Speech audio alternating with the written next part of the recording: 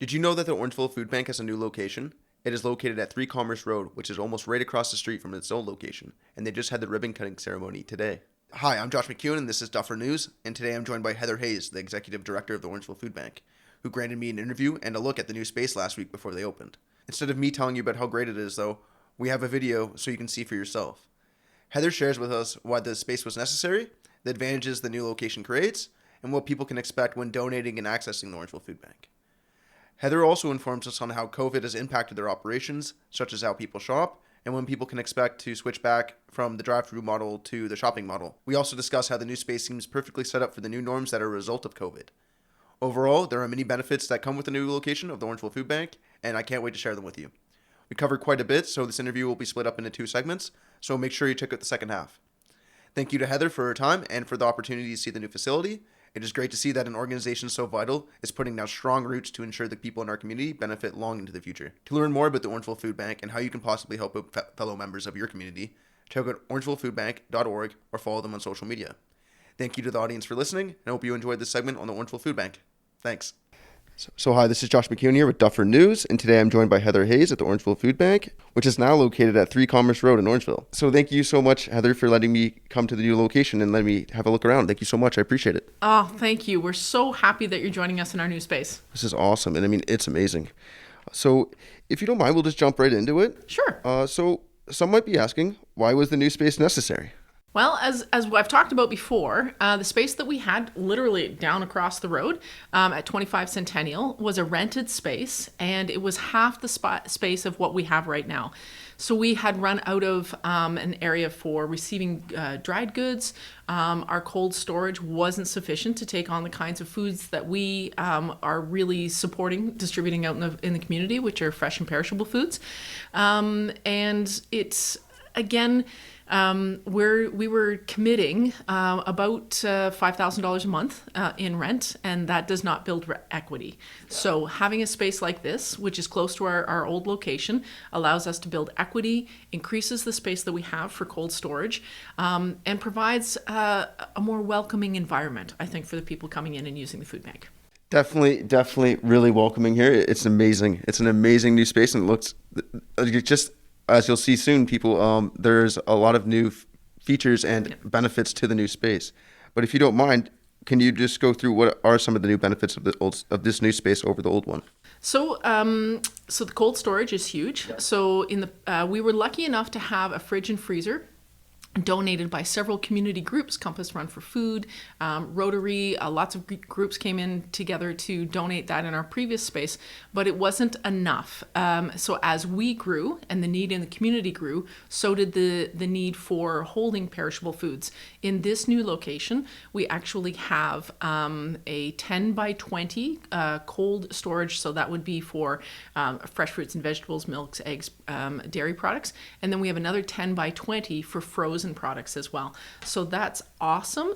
And we were really lucky that the Humanic Foundation stepped in with a donation to support us, as well as Bob Spittle, in order to get these into our new building. So so that's one of the benefits. The second benefit is that we actually now have space to make sure that we've got room for more dried goods that are coming into the building, that we've got proper loading dock, which we didn't really have in the other facility. We're working on doing a bit more to increase our capacity for loading docks in the back. We have accessible bathrooms, and one of them will actually have an adult change table. So those kinds of things. And we have space now for community services. Yeah. So we actually have a dedicated office for that, which is awesome. So that means that community agencies can come in and rent the space or use our space to provide services to anybody accessing the food bank, which is fantastic. So it's sort of like a one-stop community hub for people, which is great. We have a new boardroom, which is incredible. And with that boardroom, we'll be able to rent it out to various community groups so that they can use it. And then in the next part of the renovation, we'll have a community kitchen. So it's already plumbed in and it's wired for a community kitchen. So we just need to find a little bit more money to help us with that. Clorox stepped up with a donation to kickstart that off. So that'll be fantastic. And it will allow us to help process all of the fresh vegetables that come in the summer through Give a Row, Grow a Row, which is fantastic. Because when it's bean season, it is bean season. And, you can get hundreds of pounds of beans a day, or zucchini season. We're all, slightly afraid of zucchini season as it comes up. The 30-pound zucchini is coming in. So it'll allow us to be able to process some of that stuff. So generally, just a beautiful space with so much potential. Wow. That is awesome. It is. I mean, and from what I can see, there's a new children's space as well. Absolutely. So in the old space, as people went to shop, kids sort of were relegated to a corner, and the shopping carts had to come around the kids, always slightly worried that somebody was going to get hurt.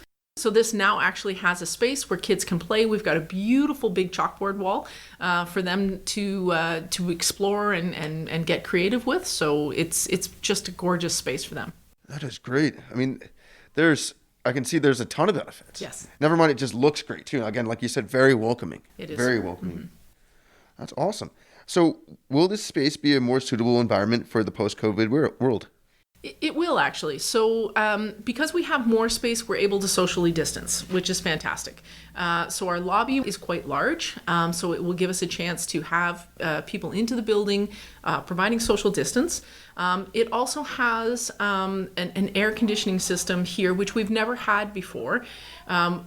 It sounds slightly indulgent to have an air conditioning system, but as we all know, dry product that's held in hot spaces is prone to pests. So it's prone to things called pantry moths. So being able to hold the product that we have here will actually keep it fresher and protect it. So that's one of the benefits. But it also allows us to put a UV light system in the heating and air conditioning system that will take the biologicals out of the air. So that's another benefit that we're working on here in the space, which is fantastic. And then it allows for the drive-through model to happen, which is what we were doing for the Dufferin Food Share. We're part of that. It was operating out of the Salvation Army, and the New Hope Church was wonderful to allow us to do that. But as church services were allowed to start happening again, we needed to find, the space that would hold the Dufferin Food Share again. So we moved back into the Orangeville Food Bank here, so we can do the drive-through, walk-through model around the building, which is fantastic. And the hope is that by September 1st, we'll have the processes in place to be back into a shopping model. Again, allowing people the dignity and the capacity to go and pick their own foods and find those things that they need for their families. That's awesome. It is. I mean, it seems like it's perfectly designed almost for the post-COVID world. It is. That's great. That's great. So you kind of alluded to some of them, but are there any other new processes for those who donate to or use the food bank? So from a donation perspective, as COVID hit, we understood that the food had to be quarantined for at least 3 days. So we typically do 4 to 5 to be on the safe side. What we don't know about the virus is a lot, right? We want to make sure that we're not adding to anybody's issues. So by quarantining the food for 3 to 5 days, if there's virus on the cans, we allow that to die, or on any of the packaging. And so it's set aside in the building, it's dated, and then when the quarantine period is over, it's taken back into the system. It's checked for best before dates and sorted as we always have. So from that perspective, it's a little different on our end, but not different for anybody else. If you want to donate food, you can still go to any grocery store and make that donation into the bins, and we collect those. And if you want to come to the building, we're open Monday, Tuesday, Thursday, and Friday for donations from 9 to 5. So you can drop off those donations at the loading dock. And then for the processes for people accessing the food bank, it has changed, but it changed when we moved to the Dufferin Food Share model, which was a drive-through. So coming up to the side, a volunteer steps out, takes a person's order, asks them some of the things that they need, some of the perishable items, household items, that sort of thing. Volunteers then take that sheet, quickly pack it all up, and then they drive through to the other side of the building, and then volunteers have packed all of their food and weighed it, and then clients can take it and pop it into their vehicles, which is great. So hopefully when we move back to the shopping model on September 1st, there'll be a few more changes. Masks will have to be worn in this space to make sure that everybody's safe. Social distancing, that's just the new norm. So that will continue to be practiced. Probably the biggest impact will be how many people we can have in the building at any one time. So we're trying to figure out what that looks like. When people are food insecure, they come early. They want to make sure that they get the food that they need for the week. They're not willing to take those chances. But that would mean that we'd probably have people congregating in larger groups. So we need to find a solution to that problem before September 1st. That makes a lot of sense. That's awesome. I mean, that's good that there's, again, a lot of thought being put into all these processes, and that the new space allows all of this. It makes it a lot more easier than possibly the old space. We wouldn't have been able to do it in the old space. There just wasn't, we wouldn't have been able to physically distance. There was no, we were doing the drive-through model, but as businesses shut down in those first few weeks, it allowed us the space in the back parking lot to do that. But because we were in a strip mall with other businesses, as things started opening up, we would never have been able to work our way through the business parking lot and not interfere in their operations. So this space allows for that. So does this space require more volunteers? So when COVID hit, the biggest concern for volunteers and for people in general was people over the age of 70. We had a lot of volunteers over the age of 70 because, we're primarily a volunteer or a retirement sort of volunteer project for people. So as those volunteers stepped back to protect themselves and to protect the community, we had new volunteers step in, which was awesome. So a younger crowd came in as they were laid off from work. They stepped in. So we went from between about 85 and 100 volunteers up to about 130, which is awesome. I know, so fantastic. And we also have a waiting list for volunteers.